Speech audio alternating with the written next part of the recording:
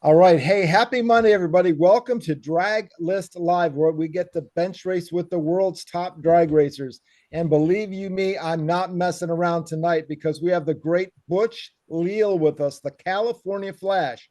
Butch has raced everything from super stock, AFX cars, funny cars in the 60s, all the way up to being one of the top NHRA pro stock drivers in the world. His 30-year career has been the stuff of legend, and the California Flash joins us right here tonight. Before we bring Butch in, let's go to John real quick, and then we'll get started. John, how are you, sir? Whoops, you're on mute, sir. Can I'm well, but I can't hear John at all. Yeah, John, you're on mute, buddy. Can you come off and holler about the chat? Sorry about that. I'm There doing we go. PP and howdy from Houston, everybody. Please join us on the live chat.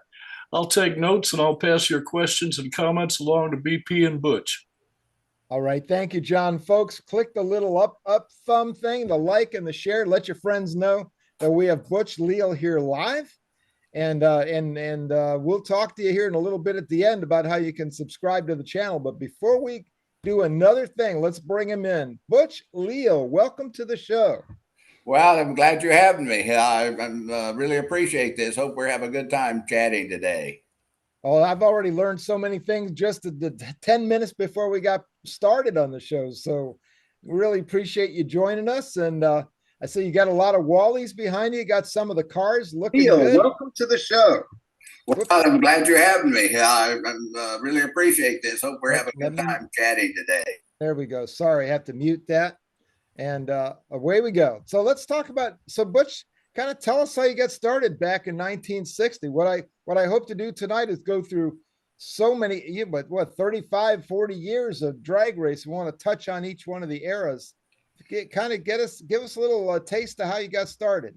Well, my dad was in the trucking business, and and I worked pretty hard when you're 14, 15 around the trucks, and I loved cars. Fifth, sixth grade, I was drawing hot rods, and I grew up in American graffiti. Okay, you know what that was like? It was the girls and drive-ins and race cars, our cars, hot rods, and perfect place to grow up, I thought. And Right. I ended up getting my 16th birthday, 60 El Camino. It actually ordered it, and it came in on my birthday, and that was really a neat thing. And it was 348, 3.2s, the 4-speed, and I actually went to the races with it. And I live 40 miles from Formosa Dragway, which is pretty famous drag strip, and the March meet, which is coming up here in 2 weeks. But anyway, I went and a little nervous, and so a friend of mine in the town I lived in, Pixley. Actually, it's about 15 miles from where I was born in Tulare. He had a 348, 3.2s, and a 4-speed. So, and he was a little older than me, so I let him drive, and he got beat in the final. So the next month, I go back and with my girlfriend, and we drive in, and I just couldn't help it. I had to do it myself, and I won it. I was totally hooked. So I won a lot of races. I ended up pulling the engine out and changing the pistons, putting Ford screws in it, putting headers on it. And, it really was pretty darn fast. There were street tires that run at 1380, so Right. 104 was pretty fast. The 409s, when they came out, they could just barely beat me with the 409. So, Right. But I went on and got a 62 Biscayne 409, which actually Nicholson and Hayden Profit, Strickler, Jenkins, they had the Bel Air, which was a much better looking car because of the bubble top than my Biscayne. But my Biscayne was 100 pounds lighter. Wow. Run a feather. So Yeah. I liked it light. So it ended up being as fast or faster than them. And then, of course, Chevy paid attention to what I was doing. And Bill Thomas called me, and they gave me a Z11. Nice. I'll go on to 63. And then there's a aluminum front end cars. I think they made 16 of them. I'm not positive, but something like that. The limited production, so class we ran, which I won Pomona. and Winter Nationals with a Chevy. Actually, I think I outrun Tasca. Tasca Ford. So about halfway through the year, as I told you earlier, that Chevy pulled the plug. I know people have heard about that. They just stopped right in the middle of the year, stopped NASCAR and drag racing. Right. And I was pretty well stuck. And Bill Thomas pulled me in the office and told me that Chevy pulled the plug. And then he told me, he says, I thought, oh, no.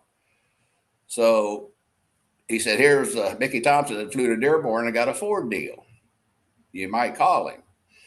I've never been bashful, so I called him. And anyway, I went over and had an interview with him, and he hired me. And I think two or 3 weeks later, I had a lightweight Galaxy, 427 Ford, lightweight.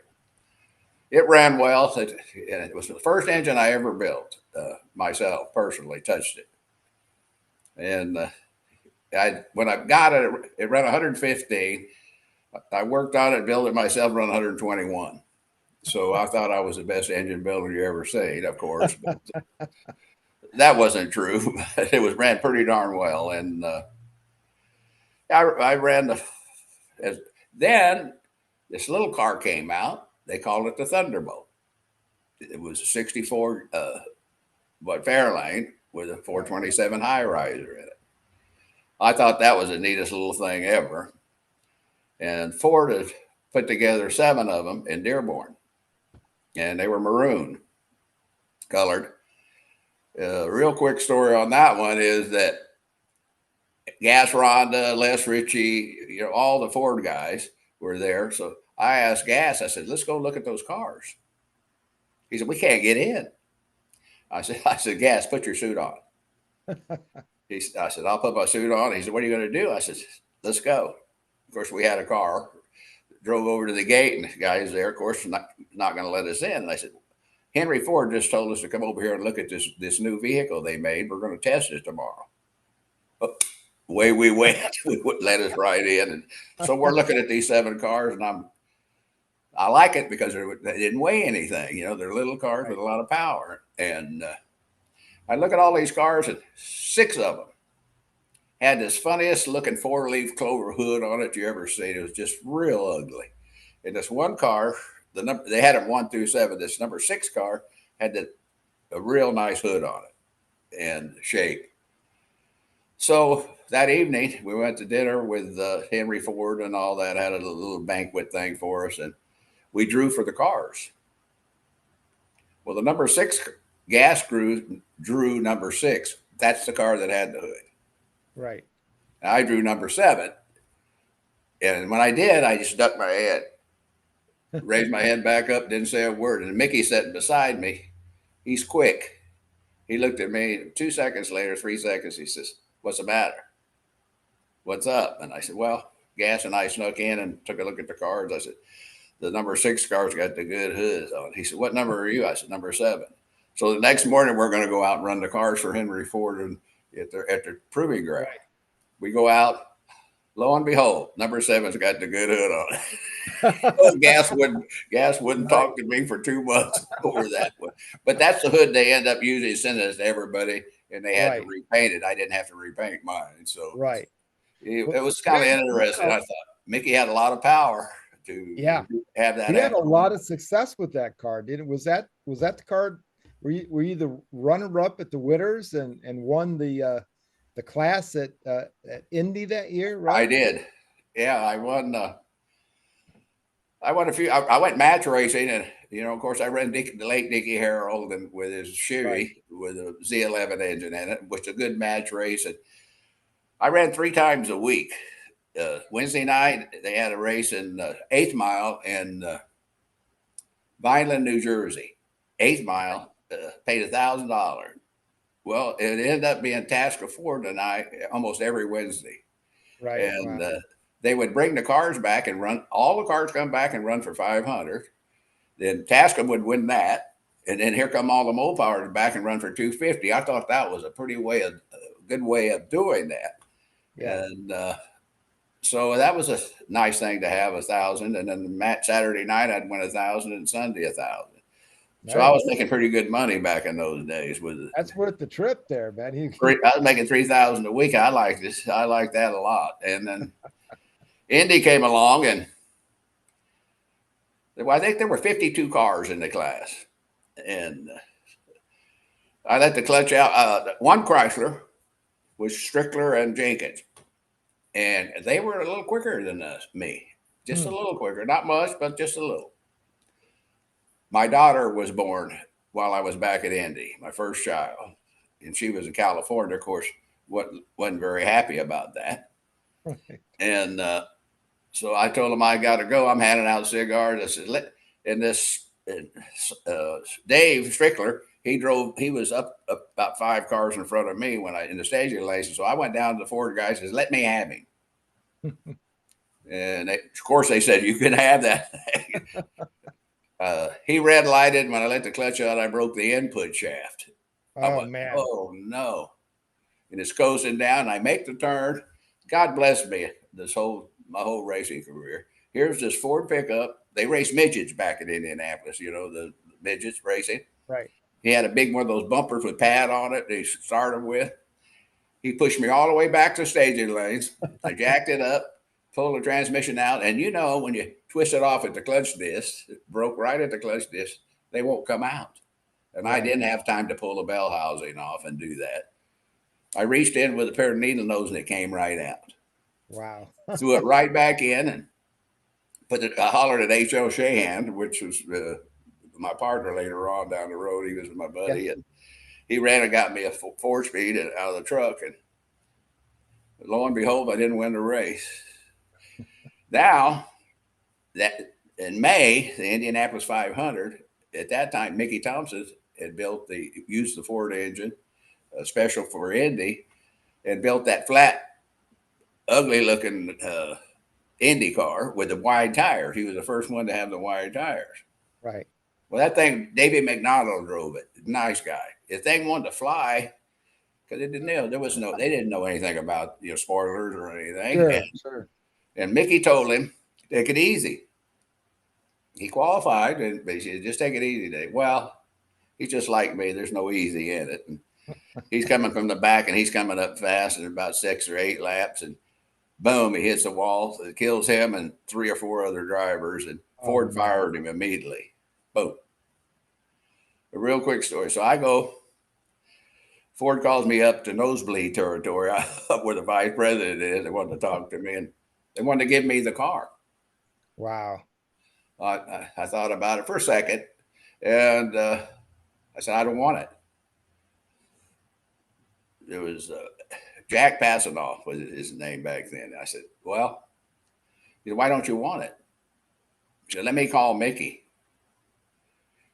He called Mickey, and he's on the phone with Mickey. He said, Mickey wants to talk to you. I'll never forget it. He says, hi, boss. I call him boss. Hey, boss, how are you? He said, what in the hell are they doing? I said, they want to give me the car. And I told him I didn't want it. And his words were, that a boy. That's exactly what he said. I'll never forget it. So I handed it back, and I said, Mr. Pastel, I have to live in California. I have to live there. And he was wonderful to me. One of the nicest persons in the world to me. He knew my folks. You know how that goes. They were about the same age as my folks. And right. He flew matter of fact, he flew to my wife's wedding, and it was really a nice relationship with Mickey. And so I went Indy, and we'll go to the back there. Charlie Gray came up, and they had a banquet for the winners, and he came up, and I asked him, I said, how's my budget look for next year? He said, we don't have one for you. Oh, my heart went boom, dropped. It wasn't 2 seconds later, someone tapped me on the shoulder. I turned around, a pretty good sized man, and he said, could I speak to you out here? I said, sure. I jumped up. He said, let me introduce myself. I'm Bob Cahill. I'm head of Chrysler Racing. I said, I'll be right with you. Yep. I went home, and he said, we're hiring 4-speed drivers, because they had everybody drove automatics in those days for right. Chrysler. Sure. And so he said, we've hired Strickler, Sox and Martin, myself and Lee Smith from up in, of course, later on, Tommy Groves got one, but he said, we'd like to have you do that. He says, why don't you go home and think what you have to have? Well, I got home and thought about it and thought about it. I didn't know about what they Hemi, 426 Hemi, what they were talking about. Right. And they even seen it's a special car. So I went, okay, how about 5 times as much I came up with, a truck and a car and a trailer and all that. So I came up with that. And they sent me the contract. Wow. I went, whoa, here we go. I mean, I was on cloud 9, but in the contract, it said they could let me go within 30 days. Mm-hmm. So I crossed that out and sent it back. Because they said, you can't do that. We have to have that in our contract. And I said, well, Mr. Chaos, then you don't have to have me. Right. So he called me back and they sent me a contract that was gone. Great. I went, there you go. And Well, we had a wonderful relation. And it went on for years and years. And I raced Chrysler for quite a while. And right. I think I went the Allard wheelbase car is a story. I think we talked about it. Is I took it to the Winter Nationals, and Wally Parks, Jack Hart, and Farmer Desmond were sitting there with their head up looking at the car and said, Butch, that car looks funny. And that's how Funny Car got his name. There you go. I felt pretty good about that one. I said, okay, and did well. Then halfway through the year, they wanted me to build the A990 car. That's a super stock version, standard wheelbase. And I did have the spare engine out of the Allard wheelbase, which was a legal super stock engine. Right. And so we got a car from Tennessee. The kid couldn't drive it, so they took it away because he couldn't drive it. So I picked it up, put my 4-speed in it, a different 4-speed, and a different ratio they got for Strickler and I. A Chrysler, it's all about ratios. We got 7-inch tires with about 600 horse, 500 horse. The thing you have to damn near leave it in idle. And so they got a 220 low gear, and a standard Chrysler was 266. So it just spin the tires. And that was a nice thing for them to do. And but anyway, we went on, and I'll be darned if I didn't win it again with the Chrysler the next year. So that was great. And came home and raced it, and I had seen, I think in 66, that if you remember, the Don Nicholson came out with that Logie chassis flip-top Comet with a camera in it. Yes, sir. I do. And Don was a good friend of mine. Of course, being from Los Angeles, I raced him all the time. Right. And I look at that thing, and I just fell in love with it. So I had knew Ron Logie. I called him and I said, I want one of those. I need a chassis. He's like, I can't do it for you. Mm-hmm. I said, why is that? He said, well, Al Turner was the head of Mercury racing with that car. And he had a contract with Mercury. I said, when's the contract over? And he said, he gave me the date. I said, build me the car now.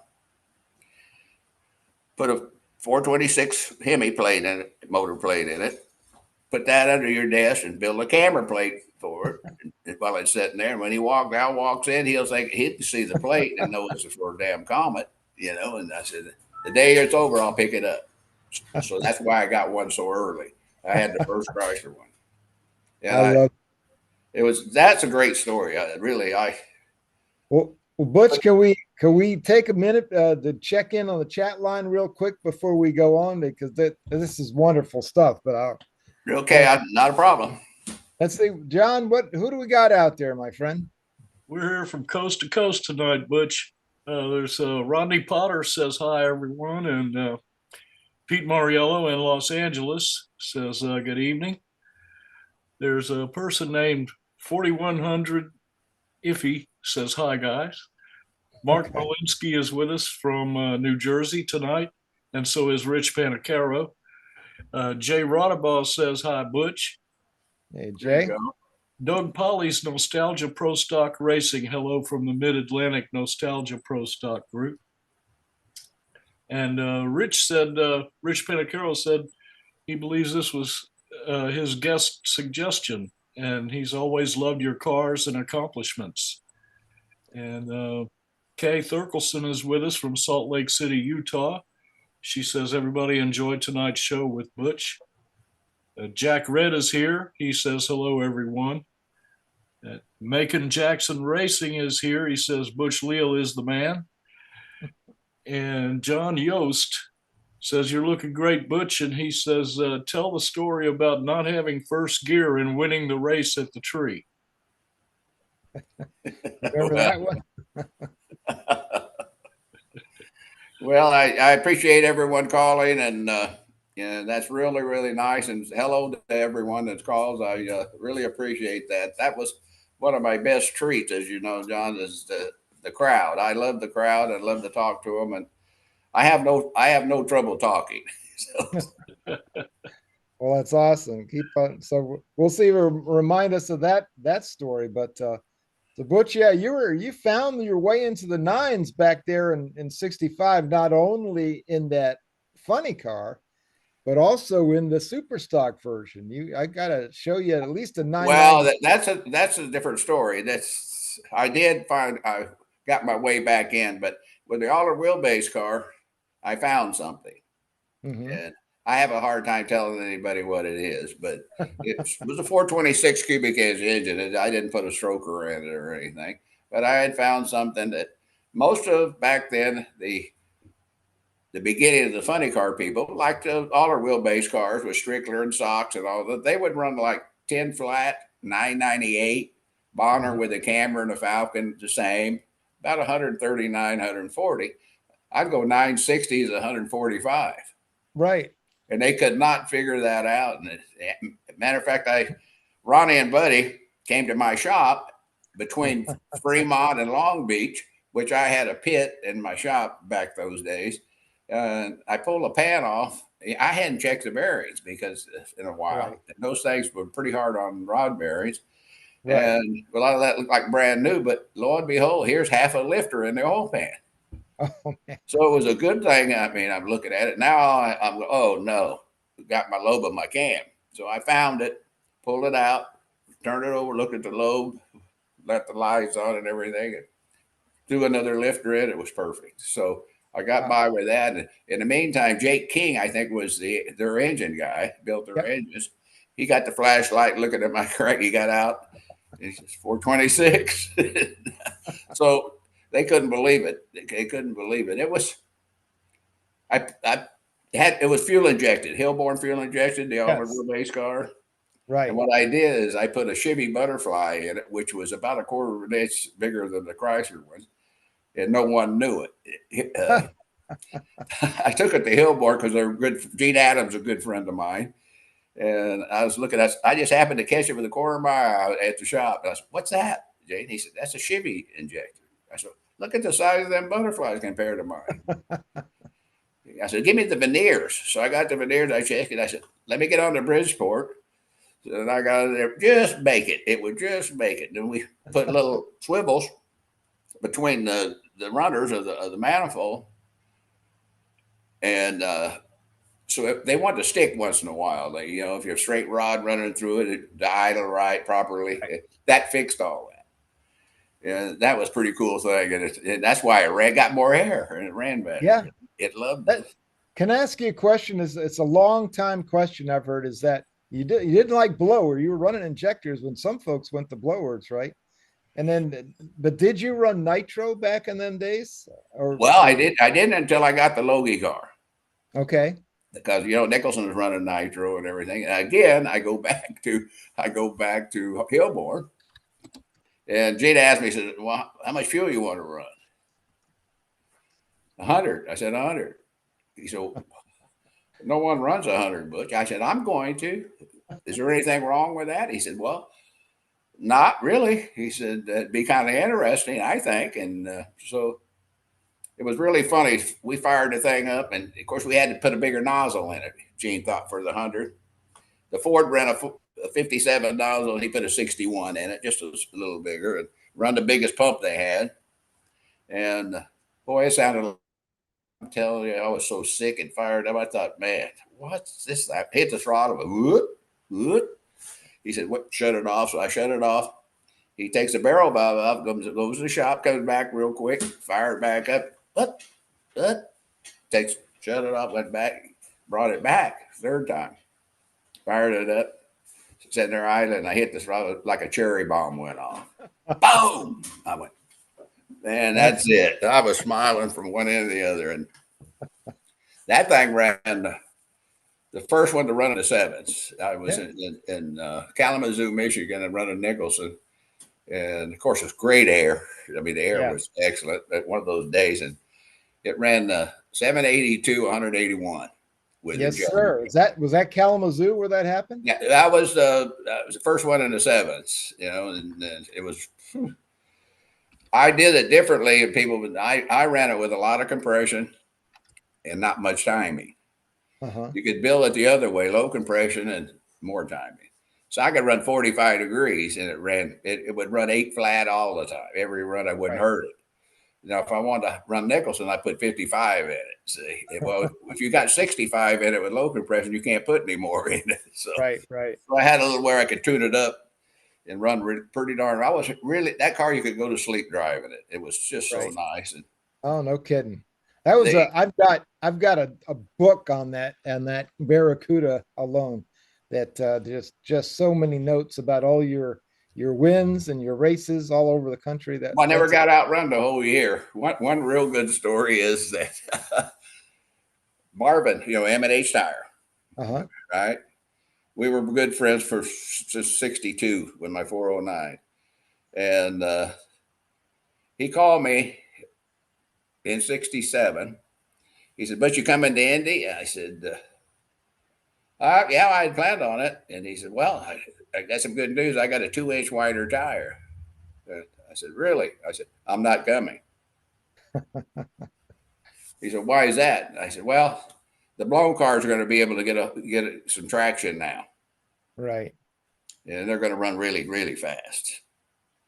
And now they're building tube chassis cars. Now they figured out getting rid of their slow things, race cars they had.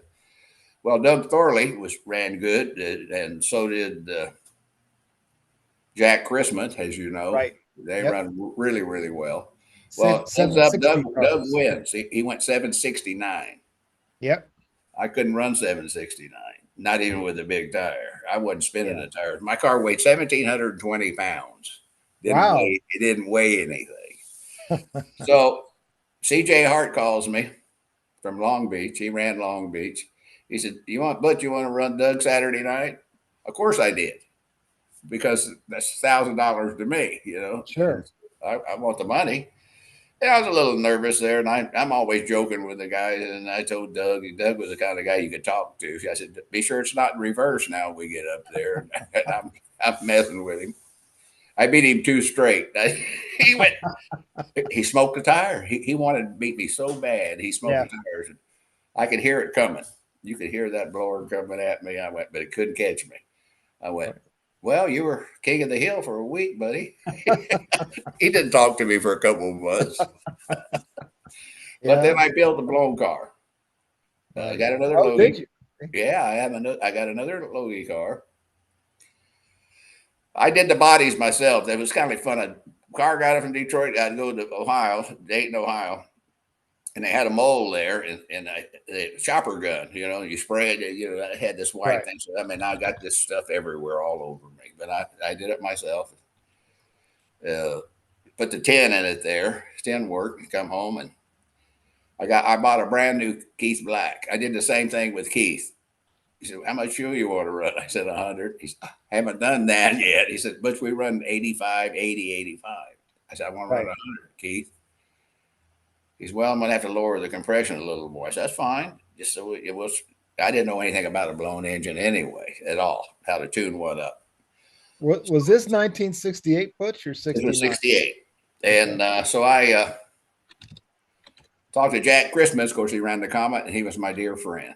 And he said, "Well, kid," he always called me kid. "Hey, kid, come with me Saturday night at Long Beach, and we'll get started doing this." So he makes his first run, kicks the blower off of it. and the roof comes off. So we go back to his house, glue it. He glues it back on. I try to get the head off of this damn camera. He gets it off. We get it all done. Stuck a valve. Come to Bakersfield the next day. Does it again. Then it burns him a little bit. Had no fire extinguishers back then. It got on fire for just a moment. Sizzled his hands a little. So I get home. All I needed to do was paint it. It's all wired, plumbed, ready to go. I'm out Monday morning early, and I'm walking around. I'm talking to it. Don't you hurt me, you sweet thing. I'm all girl cars I had. Don't you hurt me. Phone rings. My wife comes, the phone ring. You know Don Schumacher? I said, I do. First thing he said, hey, Butch, how you doing? He says, I heard your car's for sale. Nobody knew it. No one. And I didn't know myself. Well, Don, everything's for sale for enough money. Yeah. He said, I'll see you tomorrow. I told him a figure. He said, I'll see you tomorrow. So he flew out to LA, and they drove. I'm about 180 miles north of LA. Okay. So he drove into the house, and he looked at it and said, do me a favor. I said, what's that? He said, could you take it back to, haul it back to the LA airport? He flew it to Chicago. I thought that was pretty neat. I said, that's neat. Did. Yeah, he did. Flew it back. He said, be sure it's on the pallet right, at the freight place. And I did. He got it. And first run, I think it ran 200. Just the first run on it. And I think he won the championship. It was a Stardust car. Wow, yeah. Yeah, he really liked it. I mean, he's just really a good car, but of course, I really, honestly, I raced all year long in '67, match on them. I won Cecil County with it, right? With an injected car and everything. I just couldn't make enough money. The '60s and '64 spoiled me. I couldn't make that kind of money. Plus, I hurt you. Put more pistons in it, I can tell you. Hurting the pistons. And anyway, I decided I would take off for a year because NHRA was messing around. There was handicap racing and stuff. And I went, well, I'll play golf for a while. I love golf. And yeah, we see that right behind you there. We heard about, everybody knows that you're a great golfer. And there's I just got started when I was 21. So, so I'm playing okay, but I just wanted to play, That time financially, I was okay to, take a year off. And so I did. And then Mickey calls me and said he wanted me to do the 429, Boss 429 project. Right. Ford again. I can do that, And so I did that. Car was but now was that now basically pro stock, though, or something just Well, what happened is 69.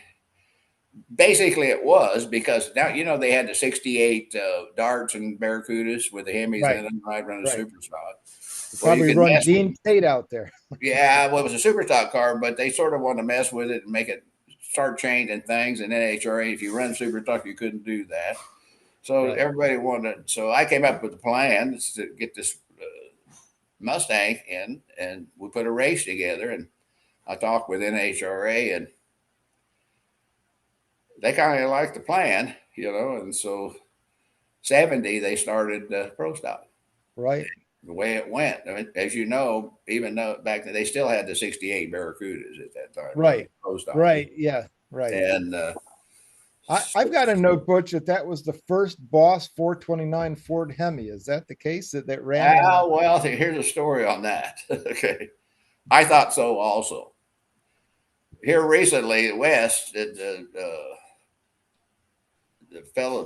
people that published the book for me, Wes called me. He was doing a Ford book.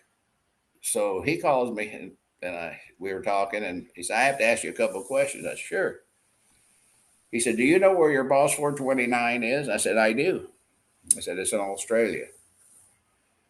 He said, Butch, did the guy ever call you? I said, nope, haven't ever heard from him. I said, I got to ask you a question. Did I have the first Boss 429? He said, you did not. He had the VIN numbers there. He said, I think the first one, he said, went to Vice President Ford. Gotcha. Second one was the mule car. It stayed there. He said you had the third one, but you had the only one ever built with 2 4-barrels. Oh, okay. Okay. He said, I wouldn't worry about it much. He said, it's probably worth $2 million today. I said, well, thanks a lot, buddy. Yeah. Now you made me feel bad. Oh man. That was a fun car. It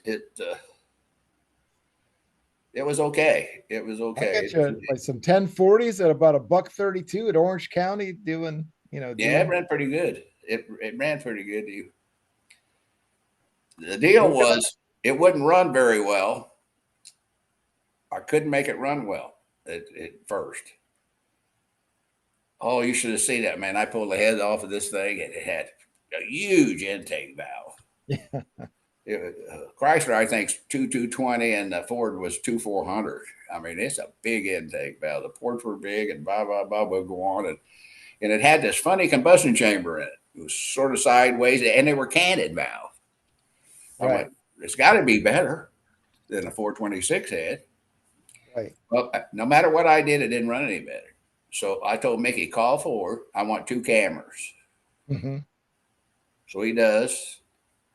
Comes in. Here's this. I take it out of the crate, and I'm so happy, man. I got overhead camera. I mean, I know I can make that thing run. I'm thinking to myself. Mickey walks in. He says, "Stop. Talk to Ford. You got to do the 429." No. I said, "All right, buddy. Do anything you want to." That I will. So what I did is open the chamber up just like a 426. They took that 2 squinch areas on the side, got rid of all that. Called Racer Brown, got a Chrysler firing order with a cam. I called Ford. They sent me 2 blanks. I ground 2 different cam lobes and fired that baby up. Man, did it sound good. I think I was running 990, high 990s with it. It went 68 or 7 the first run on with it. Wow. It really ran good. Well, then Chrysler didn't want to run me. They heard that at Long Beach, and they went, They wouldn't let Bagshaw, Landy, run it. Yeah. Didn't want a Ford beating it. So the deal finished. We'll go on to 70. I wasn't thinking, I got to figure out this deal. I have a thing with Chrysler. I'm thinking that I need a Hemi, 426 Hemi again. So I said, I'm going to build talk with Bill Thomas. I'm going to build a Camaro, big block. So it's the car I ever built myself. So I did it all at Bill Thomas. Oh, really? That's interesting. Only one. I didn't want to do that again after that. That was that. And I worked day and night doing that. That's, I'd never done it before. So I'm putting this, I got it completely acid dipped it. I did everything. Wow. After I took it to the acid dip place, they did it, of course, but it was nice. It really turned out real pretty. I mean, matter of fact, I see it on this picture behind you. It's really a beautiful car. It ran well. I won the March meet with it at Bakersfield. Yeah. You ready to go to John? Yeah, let's see. Well, let me run through the stats here. 70 Carlsbad California Championship Series champion, 70 Bakersfield World Championship Series champion, 70 AHRA GT1 champ in Phoenix, Arizona, and 70 AHRA Grand American Series champion. So that's right. We had that Camaro was flying. Yeah, I tell you what, it's very, very fortunate. I was blessed, and I liked it because I could rub those parts and do the engines myself, and it was up to me. And I worked on that real hard, really hard. People didn't really realize that. Even in the book, they said, "We didn't know you did your own engines." Right. And I said, "Yeah, I did." And matter of fact, I'd take them into my wife's kitchen and do the rocker arms, ratios, and stuff. She'd throw me out of the kitchen and dial indicators everywhere. Did all that. And I really enjoyed that part of it too. I did the transmissions, a lot of work in the transmissions, to make them work, make them better. I was known pretty well around for everybody, a pretty good 4-speed driver. So right. It was because I worked on it a lot, worked on the clutch linkage a lot. All that matters. So it's gotta move smoothly, doesn't it? Yeah, you have to work on everything. And after the Camaro, I was sitting in. I got the Camaro at the end of the year, the World Finals in Ontario. Sitting, Mr. Cahill was sitting beside me. So we're talking. I had left Chrysler in '65. They owed me $54,000, and I said because they were so far over budget. Yeah, and I'm looking at him, and I said, "Keep it." What? I said, "Keep it." I said, "I may be back someday," because I wanted to build that Logie car. See, keep going. Right. And so that was it. So we sat down and we're talking, and I said, "I need to pull my marker in." He said, "What's that?" Said, "What do you got on your mind?" I said, "I want to build a pro stock Duster." He said, "Oh," he said, we think our Barracuda and the Charger or Challenger, I think the 2-door thing, like a Barracuda." He said that the roof line's about 2 inches lower. I said, "Mr. Cahill, I measured them." I said, "The Duster's 6 inches narrower." That was much narrower. Right? And number two is my roof line won't be 2 inches higher. So he said, he looked at me and said, "Okay." And he said, "I'll go back and see what I can talk to his employees, the racing guys." And well, they wanted me back. So that's how I got started with the Butler car. Butler built me the car. I had seen Bagshaw's car was so beautiful. Right. Yeah. Oh, gorgeous car. Those cars were always beautiful, weren't they? Oh, they were gorgeous. And I just said, I got to have Butler do it. So Ron and I got hooked up, and he built the car for me. And 71, I won the championship. Yep. Well, can we let's because we're getting into a part here where you're going into domination. As you were always super tough, but those Dusters were something. Can we jump in and see what John's got going on with our chat, and then we'll. That sounds great. Yeah. Also, I have to tell you, we're having so much fun that we're going beyond our normal time. Are you okay sticking around with us a little bit? I need to pick. It's all right with me. What we'll do is I'll put it in high gear here in a minute. Oh, we're not in any hurry. I just want to make sure we're not keeping you. Oh, you're not bothering me one bit. I got started doing this. I could talk. I tell one story. I'm sitting around people talking, and he says, "Boy, how do you remember all this stuff?" And I said, "Well, I can talk 3 days without getting beat." So I joking, of course, but they think that's funny. I said, "Okay." Well, we're enjoying it. You're custom made for this, and let's see what's out there. John, who's got what to say, my friend? Well, we have a few people have showed up since the last time we talked here. Macon Jackson Racing is with us tonight, and he says Butch Leal is the man.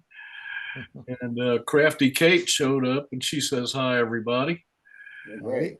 Craig Takamori says hi, Bill, John, and Butch. Finally made it. I was watching the grandkids. Craig, I'd love to have grandkids, but we have cats, but we'll get some grandkids here before too long. Jay Radabaugh says, Butch, he says, I saw you at the seniors tournament at Kings Island a few years ago. Hope your game is still good. Yeah, I am. I enjoy playing golf. I did that too, of course, but I was very fortunate. I know we're talking about racing, but I was very fortunate. I qualified for the U.S. Open as a senior, and wow, got to play with those fellows, and it was a real experience. Trust me. I'm sure. You talk about red carpet, they got it. Yeah. I just wasn't good enough to, I could shoot 66, 67, 68. I just couldn't do it every day. They do it in their sleep. Right. So yeah, it was fun, and hit lightning in a bottle. I qualified a couple of different senior events, and I got that on my resume. But going back to the 71, by winning the championship, that was a pretty good deal. And then in 70s, we're in the 70s.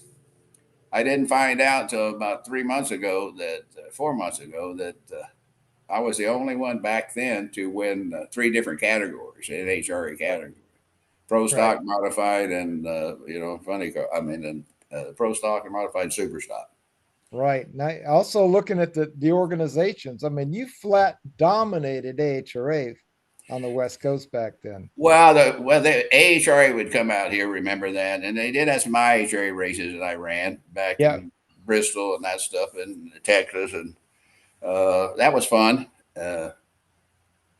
AHRA race, I really didn't have to have the cream. I didn't have to have Nicholas or Palmer there playing golf. They weren't quite there yet, and Yeah. it was a little easier for me. But you still got to do it. You have to Right, get it sure. done, and it's very hard to be number one qualifier and then to get it done. Sometimes, Right. it works that way for some. Sometimes some breaks. Of course, I broke a clutch or two in my time that I could really upset me, but Right. you have some failures, and I was pretty good at not having any. So we're talking about this A990 car. Well, I built the Butler car. Then we built the first tube chassis Butler after the 71. And the 72 car was the same car. Right. 71, I just changed the grill and the tail lights. Ran very well with it. I mean, it stayed the same. Right. It ran pretty darn fast. I'm going to say there's no way. This is 3 pages of notes I've got and how you dominated in that car. I'm going to put that on the chat here tonight so folks can see that a little bit later, because we'll never get through all that. But it was just week in and week out on the West Coast and all over the country. Yeah, well, the 72 car, one of my best races, I thought, as far as a match race goes, it was in Detroit. It was Jenkins, Nicholson, and Sox, and myself. Mm-hmm. I whipped all 3 of them, and I thought that I was really felt real good about that. And of course, we took all the weight out. And again, Right.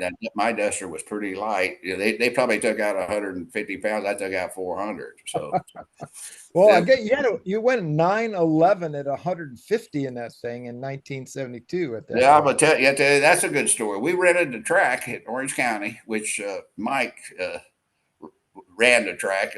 He worked for Bill Thomas, so we decided we'd 3 or 4 get together and just rent the track and have a pro stock race and then a match race with Jenkins. Mm-hmm. So Bill came out and we flipped for lanes. I never forget it. I think we went like 9. I just put on the car. I went to Butler's, and we had the stand up wheelie bars behind the bumper, straight up and down with valve springs in them.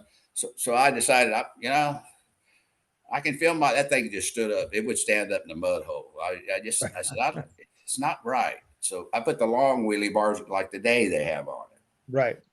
Well, I got it empty. Of course, it's just like a match race. I got it empty, and it ran like 9:18 or 19, and he beat me with, I think, a 16 or 17. I can't remember now exactly.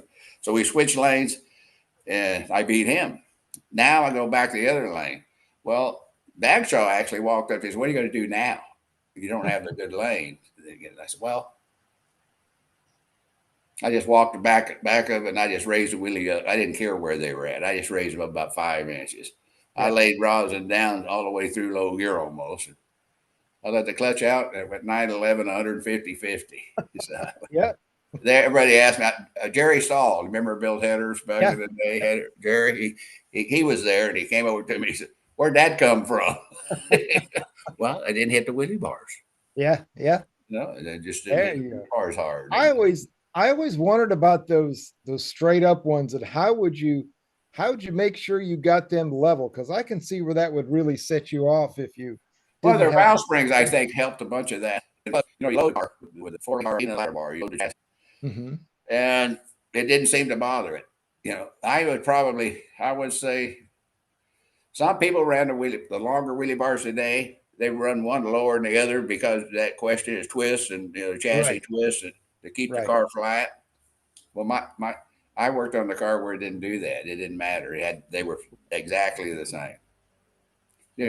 Just by moving the weight around, and it's a lot better that way. If you put a lot of preload in the car, it'll leave straight, but as you get mid-track, it'll want to pull. And that's where a lot of guys get in trouble as fast as they're going now. Right. they try to put them in neutral. You want it in neutral if you can, 4-length in neutral. But that thing going like this is going to go where it wants to go. Yeah, well, you're putting a load on that tire, Right. and that's, of course, you try to put everything on the passenger side because back then I weighed 167, now I weigh 200, so that goes with age, I suppose. But Yeah, well, you're still. I don't like it a lot. Anyway, as you know, back then, now NHRA starts putting more weight on us with the Hemis. It just aggravated me to death. So it aggravated Chrysler. So they just pulled out. Right. You guys all ran super stock for a year, didn't you? Right. Well, they asked me to build the A990 car. Sox, obviously, was famous with the Barracuda, and Landy built the D car. Right. They just kept the three of us. Well, Butler built a car again. Well, guess what? It was a feather. It was really light. Had a lot of weight in the back. And I'll never forget it. I worked day and night on it. It wasn't even lettered. It was painted. It wasn't lettered. Went to Irwindale. Chrysler was real good about renting a track for us. Right. And Sox is there running 980, high 980s, which is pretty darn good. Real good. He's 400 pounds lighter. And the first run, I went 10-13. And I put 10 pounds of air in the tires because it's fresh. I didn't know, and I did have wheelie bars on it, which I had to take them off. NHR is not legal then, but I had them on there, and I just ran the engine in and it went 139, right at 140, and Sox is running like 141 too. And I'm thinking, so Dave Copel was my guy. I love Dave. He was a little upset. He said, Butch, you need to work on the chassis. I said, I'm so tired. And I just looked at him. I said, Dave, what you need to do, get your butt up in the tower. I'll be right there. Well, I pulled up there, let the air out of the tires, of course, and it stood up about 3 feet, 2 feet. It ran a 98. What did it go? 69 at 142. And Hoover, Tom Hoover, Mr. Hoover, and Dave met me at the scale, and it weighed 3430. And their words were, put it in the box and hide it.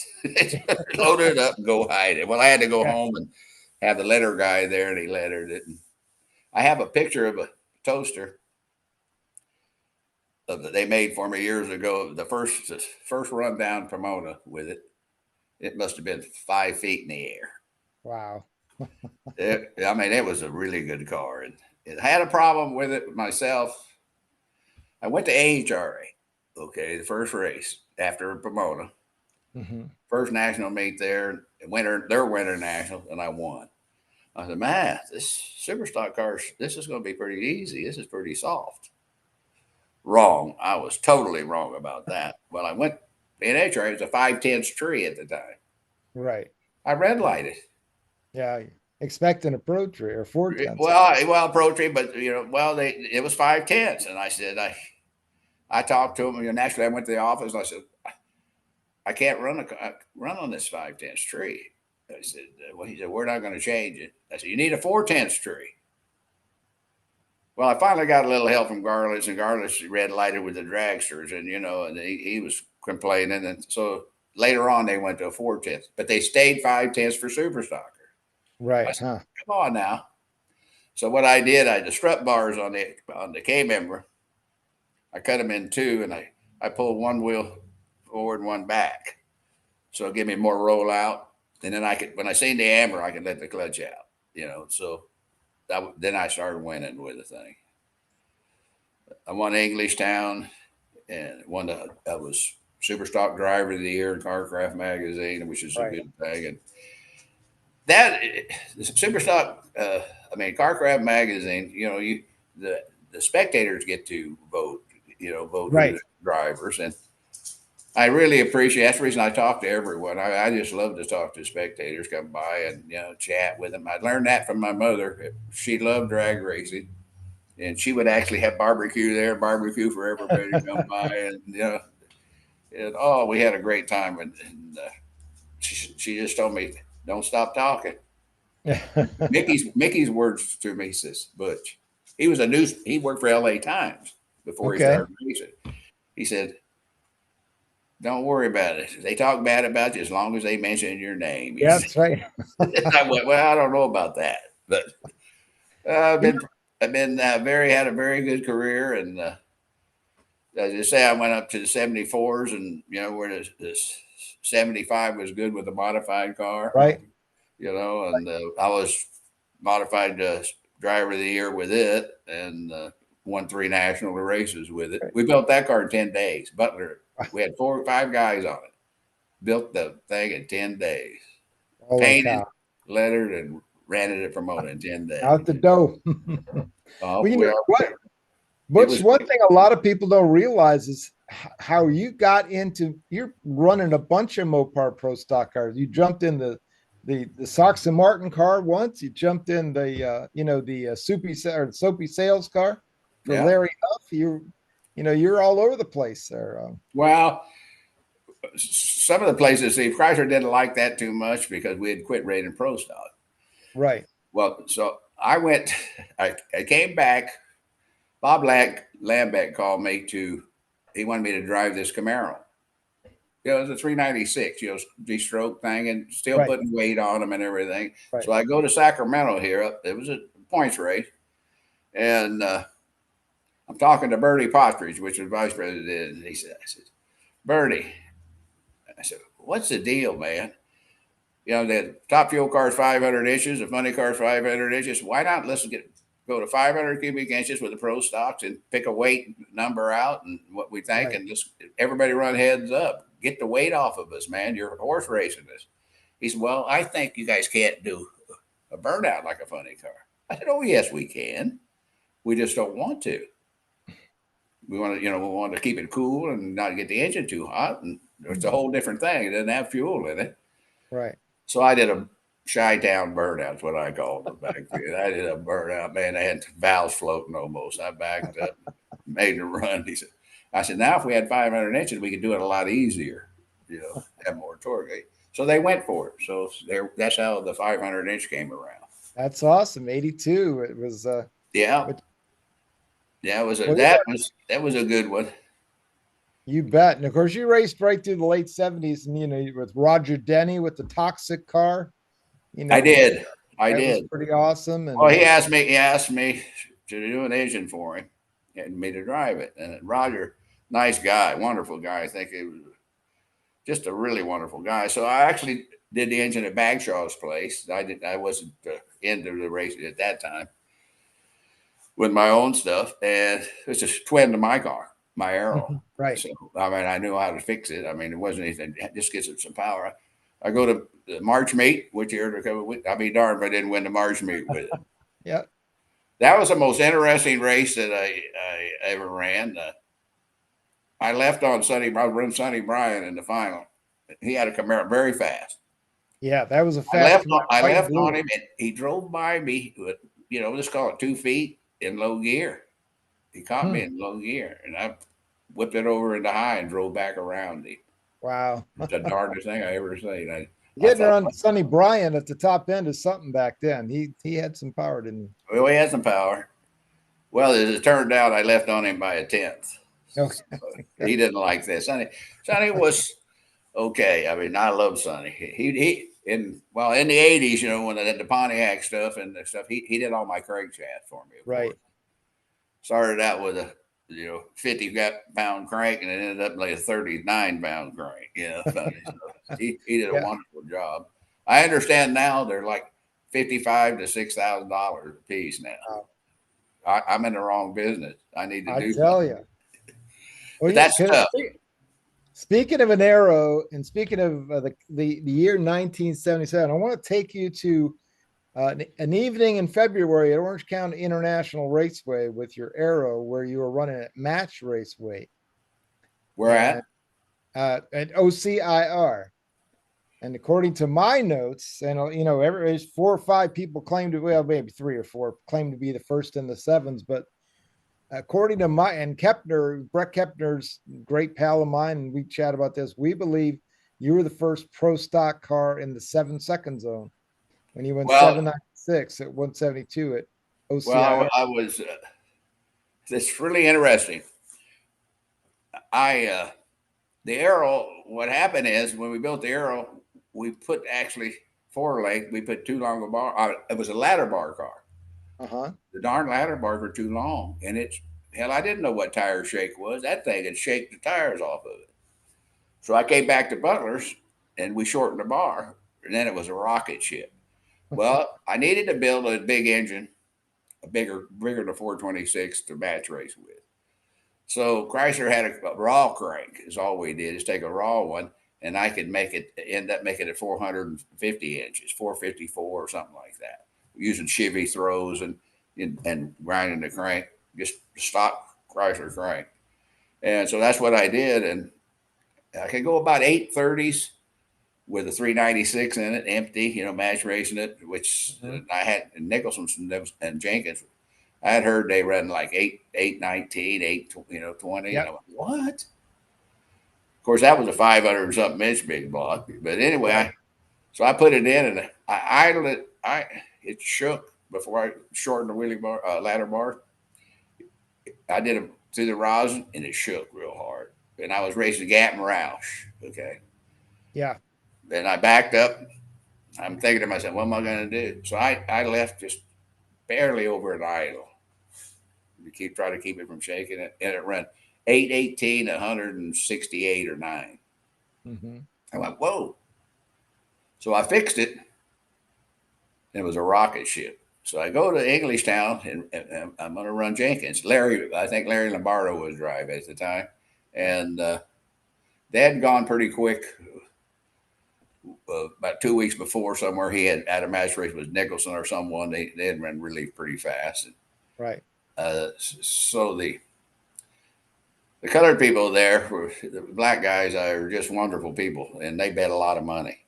Yeah. Then Butch, they come up to me and said, "Butch, you think you can beat him?" I said, "Well, I've never ran the thing, and it's since I fixed it." I said, "Well, I'm gonna do a burnout." And I said, "If the wheels are in the air about a foot," I said, "you get your money down because I'm gonna be gone." And they laughed. I think I ran 97, 171. Yep, and I got it 802 at I got it. And 802 at 171 and a 797 at 171. No, that thing was fast, man. Yeah. But it was really nice. I ended up letting Roy Hill use it for that. What were they? IHRA races, big motor stuff back then. Yeah, right. They were running the big motors. Roy used it. He ended up kicking a rod out of it.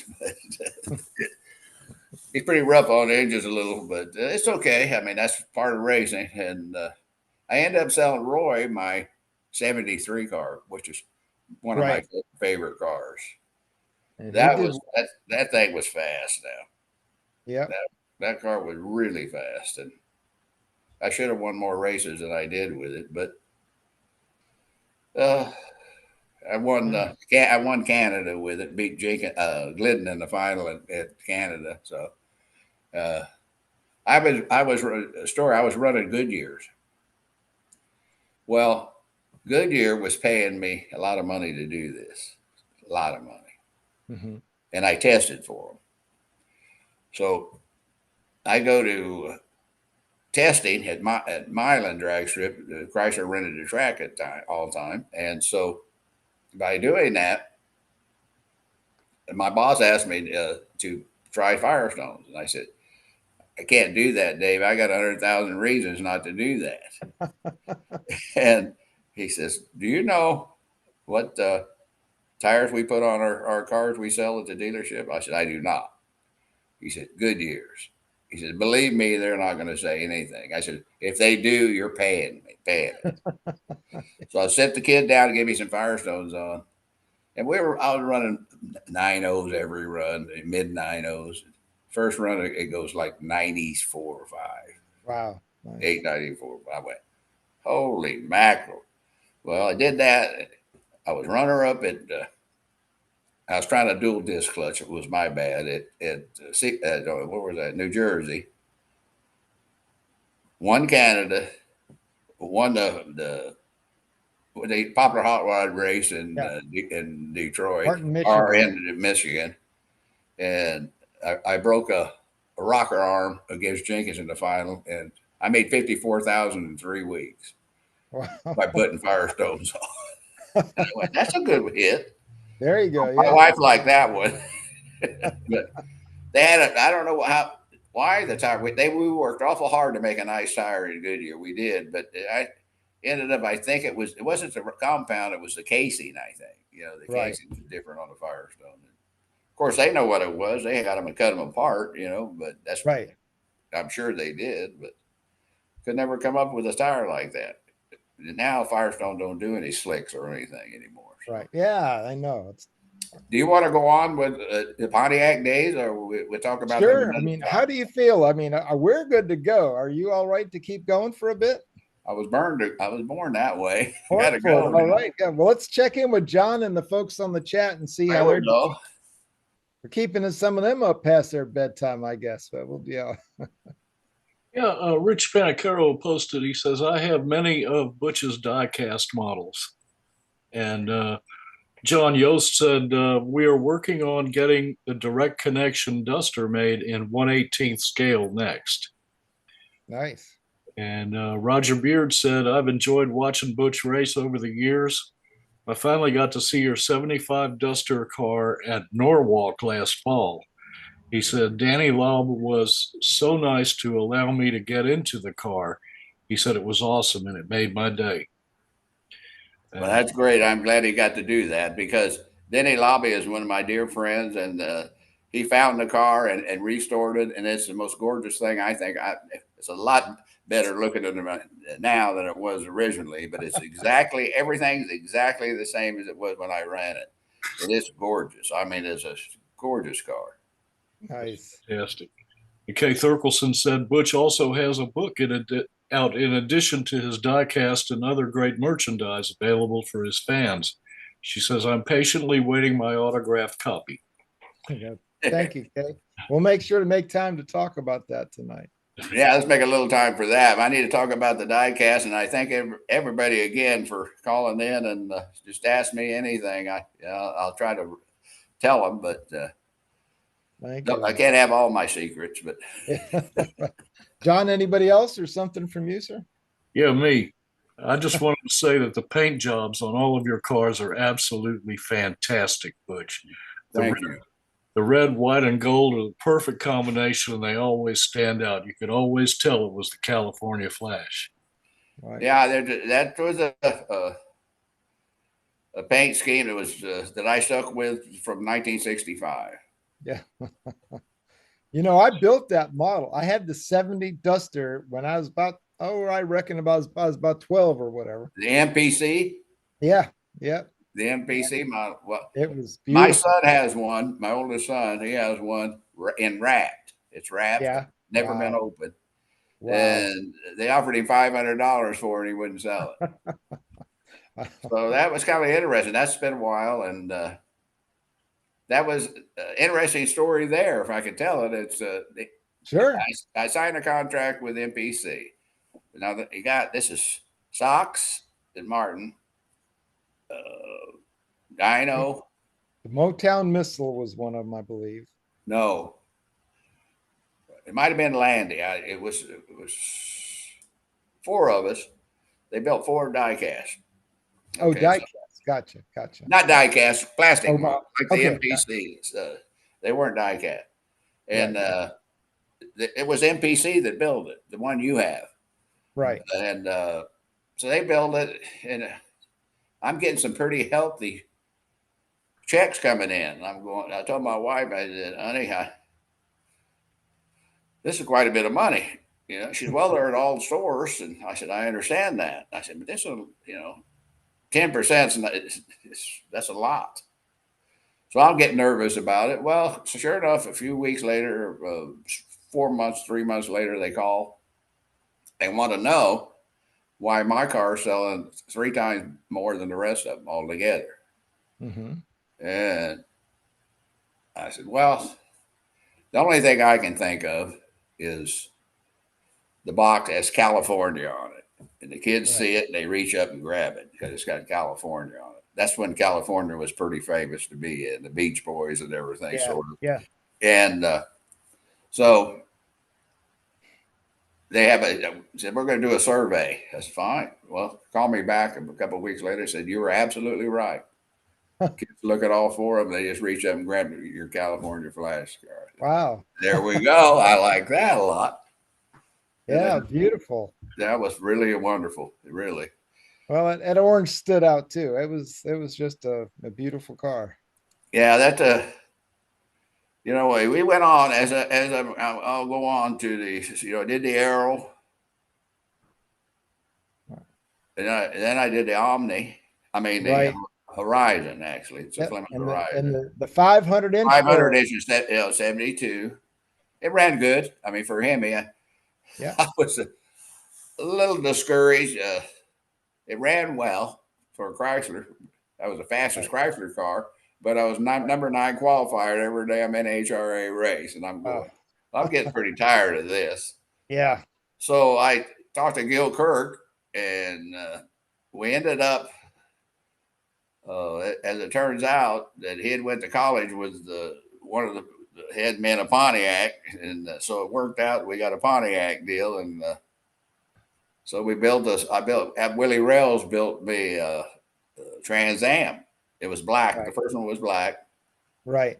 Beautiful car. That car was beautiful. Now, we did the gold stripe on it, flag, wave it to 2 stripes. Right.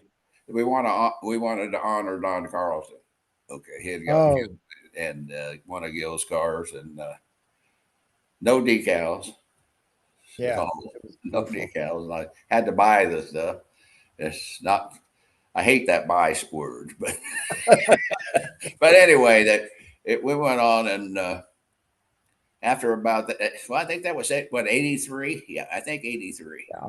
Yeah, so, 83. Cracked the top 83, 10. 84. Gil's. But 84 came about, and we're talking, and almost $400,000 later, he said, maybe. I said, Gil, we probably need to find some sponsors. So I got him off a high C, and he's the best of the best. Believe me. He went out and come back, and we had a lot of money. So we put a team together. He said, "We'll go. Who do you like?" So I said, "I'll get him." So I got some great drivers. I mean, Larry Morgan. I got who did I have? I got Larry, Dave Boardman, Doc Dixon, Stanfield. Greg Stanfield was great.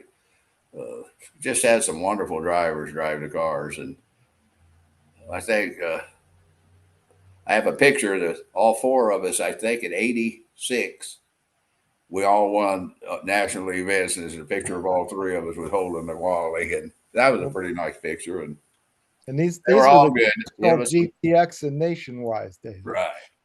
The Castro, excuse me, got Castro on board Nationwide, and tell a story about running next to Glidden and everybody else, and Warren Johnson, and just beaten. And that's back in the days when you came around. You were a whole shot artist. Of course, you'd always driven well. Yeah, I was pretty good. I was pretty good on the tree, but we had it was really great. It's nothing better than beating those guys. For me, that's what I was after. Of course, everybody was. And right. Glidden was very, very hard to beat, and so was Warren.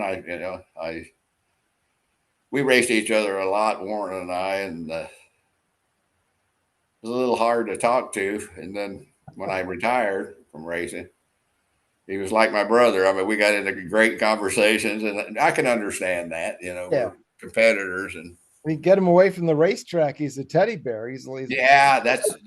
Or after he wins, then he's awful nice. But yeah, he was. Matter of fact, we stopped one time and had little cocktails together at Pomona. That was pretty nice, the conversation, and him and his wife, and they're nice people, really nice. And look, he did a great job. He's a great job pro stock racing. Yeah.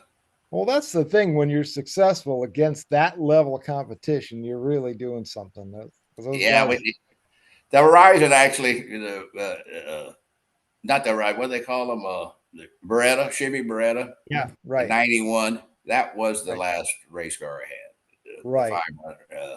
Did you run 2 cars that year, or was it just? I had Willie must have built me over a dozen Pontiacs. Okay, over that period of time, and my last one was the Beretta he built for me. Right.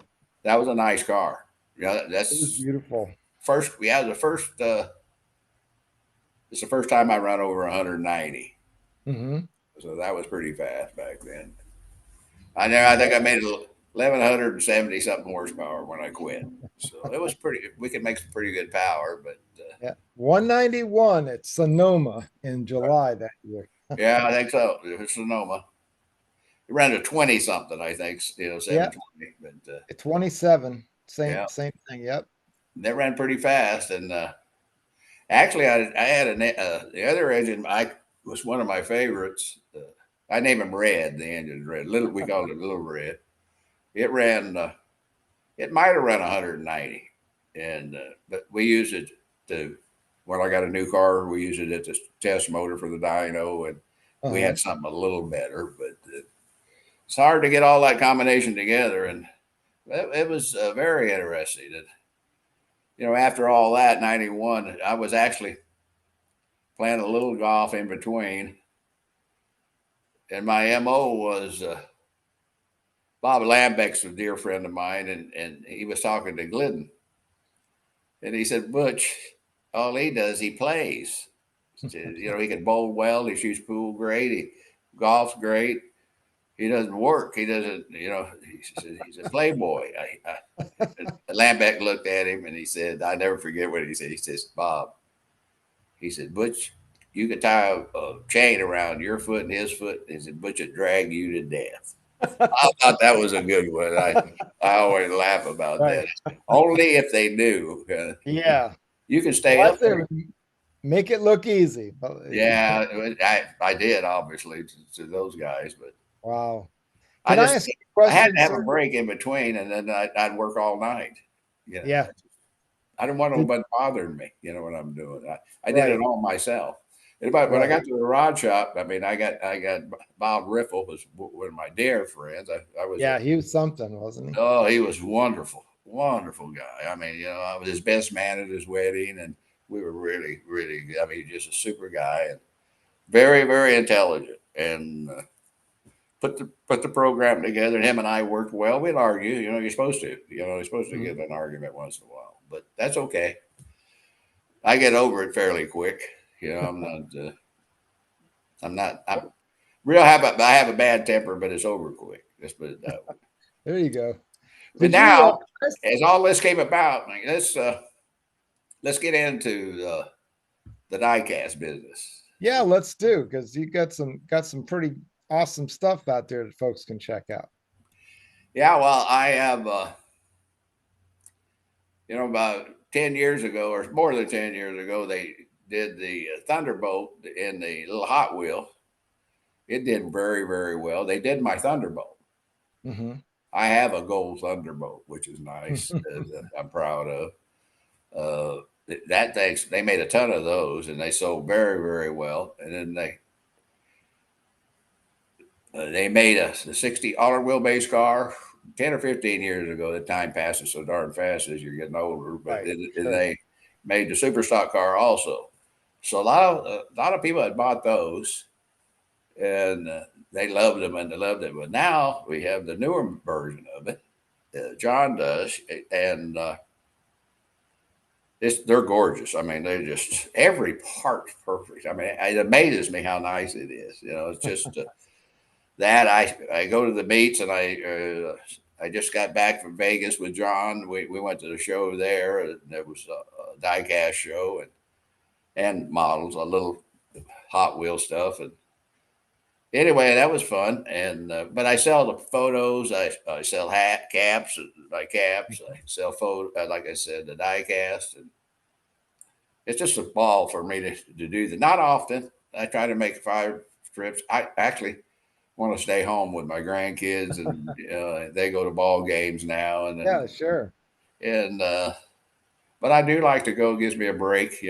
I get tired of these 4 walls, and I need a project to work on all the time. And John is so nice that we got along so great, and telling war stories, and there's some other stories I can't tell, but Right. you have friends like Roy Hill became one of my real good friends. Totally wonderful guy, and people say sold him the car, and I raced against him back with a 71 and 2 car back in North Carolina, and he says, unbelievable, man. So he bought my 73 car. But we have some diecast, we have some trucks left, and you need to call me or call John, and my number is, I can tell you, my phone number is 559-972-3940. So they could give me a call. I can call John, and there's some sign when he has some signed cars, and I could send them right to him. That's great. So that's how folks can order these, is by calling. Is there not a website? Just call me, and I can send them right to John, and John can send it right to them. He's sort of in the middle there. Salt Lake City is sort of back there where, if I'm in California, but he darn near have a 22 mule team Borex to get them back to you. So. Yeah. I don't know. We have quite a few stuff to sell. So, like I said, the photos, the cars, the hats, T-shirts. I should have the 75 T-shirts car with the T-shirts there shortly. Okay, great. They're in the print, so won't be long for that. It's just a fun thing, and it's interesting. I go to a show, and they'll buy all the books, especially Carlisle. I go to Carlisle, so all the books, all the diecast I had. You go to that other show, they want caps. Yeah. The next time they want photos. I mean, it's interesting, and but I have a lot of fun talking to people. We were at the. I will say I was at the show last year at Carlisle, and in our space, with the space we were in, I should say, was big, huge. It was the Golden Commandos. Right. Every one of them were over 80, and they were there. I'm glad they're still with us at the time. I sort of. They made me feel good. That one fellow, he asked me, "But how did you run so fast with the auto wheelbase car?" So you can tell us now it's over. And I said, I can't tell you. He said, was it a big cubic inch engine? I said, no, 426. Then I broke down and told him about the butterflies and the injector, and I had a little different cam than everybody ran. I said, that was it. He said, well, we could see that. I said, we didn't think of that. That's a 3/10 trick, though, man. Yeah, well, it worked out very well. Any more questions we need to go through? We can go ask me any question. Well, let's see if there's anybody on the chat. John, anybody want to check in? Actually, we're caught up. But everybody's still here, and they're all listening to you, man. You what? Great stories.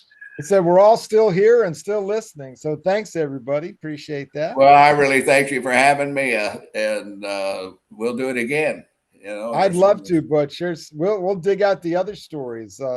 Yes, Crafty. There's quite a few stories I got, that I'm not telling them, but I can do that. Well, sounds good. Kate John, you had something else? Yeah, Kate started a conversation that said we need to get Butch back. The history you're talking about is just totally awesome, and everybody said yes, yes, yes, yes, yes. Well, I thank them for having me. I'm glad they're listening, and hope they enjoy our conversation. It's been amazing, and Butch, thank you so much for visiting with us tonight. Hello to your lovely wife who got us all set up before we got started here, and I just wish you the best. I look forward to seeing you somewhere down the road. Okay, anytime. I enjoyed talking to you, and I hope it turned out well. It's amazing. Ladies and gentlemen, Butch Leal, the great California Flash. Thanks to the fans. Thank you, gentlemen. Thank you. Bye-bye. All right, let's say farewell to Butch. And let's take it over to John. John's coming in a little. Whoops, John's coming in a little late. I got to ask you to unmute Butch. Unmute John. I muted you instead of the Butch line. So please come on in and do this week's Racer of the Week and JB's take. Sir, take it away. Sorry about that, man. I'm not keeping up with whether I'm muted or not, but it's I can't tell the difference myself. But flashing red light. It's hard to see, but all right, off you go, sir. My pick for Races of the Week are Tim and Lawton Rockman from Defoniac Springs, Florida. They are members of the Southern Outlaw Gassers and other groups. The car is a 1959 Simca Aronde from France. It has a 355 Chevy engine in it. Their father, Rocky, ran D-Gas where he could run the record. He raced all over the South at Tallahassee, Atmore, Baker, Pensacola, Andalusia, Panama City, Cottonwood, Montgomery, and Mobile up to the time he passed away at the age of 40. Tim's brother Lawton and he ran the car 1 year, and then their mom sold it in 1975. 30 years later, they found the car in Jonesboro, Georgia, and Wes Barlow gave the car back to them. Lawton and Tim are having fun showing the car and racing it. And like the guy in the tower says, he's driving it from the back seat, and he really does. The car is an original from 1965 when it was built to race. It has the same paint and interior, even down to the dust under the hood. The Big Rock was featured in several different magazines, and Tim still campaigns the car in the Southern Outlaw Gassers to this day. For the sake of the future, don't forget the past. This drag racing family has persevered, one of the missing links to the early days of our sport. And we are honored to feature this beautiful hot rod on the show tonight. Tim and Lawton, thank you for giving me the great history of the Big Rock. We wish you good luck, safe racing, and the best of times in the future. Thanks to our friend Jeff Elliker for sending me the Band of Gypsies Nitro Funny Car t-shirt. Jeff's Wisconsin Funny Car is an awesome nostalgia hot rod, and he and I have been in touch for a couple of years. I do occasional graphics for him, and he has always responded with prints, and now I have a cool t-shirt that I'm proud to wear. Best wishes to you, Jeff. Stay warm up there, brother. Everybody stay safe and well. You are the most important part of this show, and we love you all. It's a great way to spend an hour together on a Monday night, and we'll see you all next time. God bless America. Back to you, BP. Thank you, John. Oh, my goodness. What a show we've had. Let me go through and do our bits. Now, here's one thing I do need to mention is we're going to talk about our upcoming guests, but we're not going to do our lost friends tonight. Just did not get around to it. Worked till the end of the day and got in a little late. And I know that I don't even know if there are any this week. I didn't get a chance to check, but we will catch up on those next Monday night. So let's go on and talk about our upcoming guests. Next Monday night, folks, we've got Matt Cummings, the brand new driver for Randy Meyer Racing. The A-Fuel dragster just dominators the last couple of years, although they've in a very, very competitive category.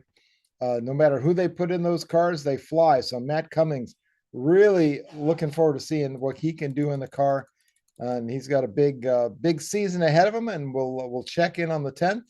I think by then, let's see. I guess we'll be able to find out how the Gators went. So Matt Cummings, the new driver for Randy Meyer Racing next Monday night. A reminder: the 17th, we will not have a show.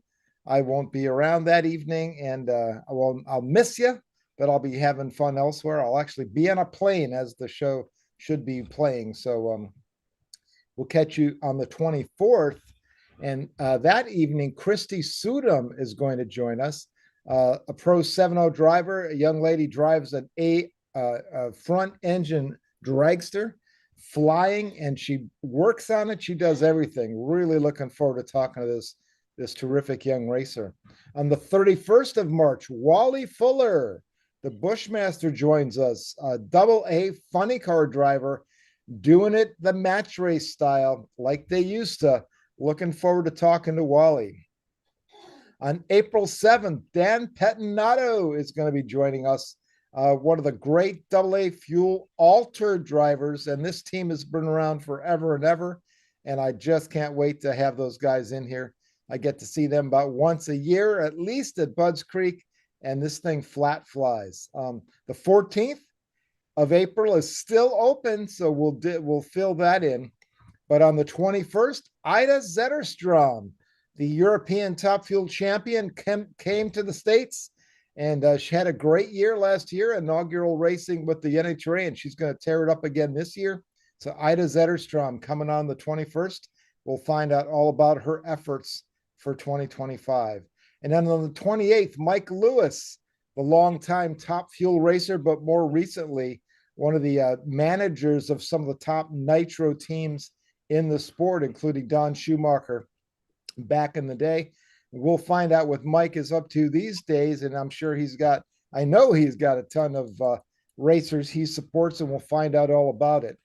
And let me announce this right now. Miss Kate got this get for us this last week. Double A funny car driver Matt Hagan will be joining us on May 5th. The big guy. Matt's been on the show before, back when he raced for Don Schumacher and did such a great job back then. Matt will be rejoining us coming up on May 5th. And that's our last scheduled so far. We got some more dates to fill in. Something I do want to just toss out there. We will be taking off for Memorial Day, and we'll be taking off for Labor Day and probably Columbus Day, and probably the Christmas week. But in between there is a whole lot of Monday nights that Miss Kate Turkelson's going to be really, really busy filling up for us. And she is doing such an awesome job. Give her a smooch, an air smooch to Miss K for taking care of us. She's been unbelievable. Hey, woohoo! I figured out where all the special effects are, guys. So anyway, really, really looking forward to these big shows coming up. Again, we don't have those we lost tonight.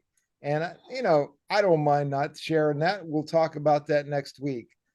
With that, let's go back to John for a moment. John, your last thoughts on the show? This was just an absolutely fantastic evening. And Butch Leal, the way he tells a story, you can see it happening. The way he describes what went down in his life and in his career is just unbelievably graphic to my mind. And I loved his cars and I loved his career, but I never knew that much about him until tonight. And it was just great that he came on and told us everything he did. And I can't wait to get him back. He's amazing. And what I would encourage everybody to do, you go to draglist.com, and on the front page, way up in the upper right, there's a little search bar, and you can search for anybody on draglist.com and throw any name in there. Throw the word "the" in there. If you want to see that many web pages, it's going to show up, right? But look for Butch Leal there, because I've got so many notes for every year he ran, and it's just there like paragraphs and paragraphs on all the things he accomplished. So truly, we have great guests every week, but every now and then we get a living legend, no BS, and that is Butch Leal. So, and I can't wait to get him back. Oh my gosh, we'll get that set up. We'll do another mid 2025 show with Mr. Leal. That'll be amazing. That'll be great. Thank you, John. And I'm digging the Gypsy shirt. I'm digging the Jeff Elliker shirt, looking good, man. But what's it look like in the back? Has it got the funny car? It says the band of gypsies, Nitro Funny Car. Nice. And he asked for your address, so he wants to send you one. And I was thinking, we ought to do a show where we're both wearing one. You whole shotted me. I gave him my address today, and I got one on the way. So maybe we'll both wear them one night. I guarantee you'll get that shirt within a few days, because I did. Awesome. The Band of Gypsies. So Jeff, going back to the Jimi Hendrix album there after his first couple. What was the Band of Gypsies? I can't remember all those cats that were in that, but it was a great. Yeah, man. Jeff is hip to that, and that actually had a lot to do with why he named his car the Gypsy. Huh? It's named after the band of gypsies, which is fantastic, man. I mean, it doesn't get any better than the band of gypsies. So now I have a shirt that came from there, so I kind of felt a connection to Hendrix, to the Funny Car, and to Jeff Elliker, and to you. Awesome. I love it, brother. I'm hearing that bass line from Band of Gypsies right now. With the power of love. Again, okay, I'm not doing it justice. Let me get out of here before I embarrass myself further. Thank you, John. Thank you, Jeff, for sending a shirt to my co-partner here. We do want to thank Butch Leal, who was unbelievable tonight. What a great guy, and so many stories. Just, he was the real deal. This guy did it all, and you got a taste of it tonight. Thanks to John Bachman, my brother, Kay Turkelson, who is doing such an amazing job lining up these guests. That is not an easy job, trying to line up all these dates and get everybody set up. She's amazing. Thank you so much, dear. Thanks, Rob McCade, Mel Bashore, and Ron Toombs, who were just fired up on the list. By the way, Rob McCabe, it's 2025 now, baby. He'd had to take everybody that we had on the list for 24, duplicate them all to 2025. And of course, now that, the baby gators are in there, a whole bunch of pro street cars and pro mod cars. He's been going nuts. Tons of top sportsman cars. And now all the baby gator work that we just with the baby gator race we just saw. And now the Gator Nationals comes up. So the big cars are going to start filling up the drag list. So thank you to Rob. He's really doing an amazing job. And to Mel Bashore and Ron Toombs. Thank you. And of course, thanks forever to Danny White, the big guy, who did it for us for so many years. We want to thank Jeff Gilder of Zeus Digital Marketing, Racers Reunion, and Wingding Media. Click the like share, which looks like a little thumbs up down below. Click the share to let your friends know that the show is here, even if you're watching the recording. And then if you go down to the little, where am I looking? The little Draglist decal on the bottom of your screen on the right-hand side. If you click that, you can subscribe to the channel. So please do that. Please tell your friends. We'd really appreciate it. So check out draglist.com daily to see what's new. And finally, see you next Monday night for Matt Cummings of Randy Meyer Racing. We're going to do it all again. Ladies and gentlemen, have a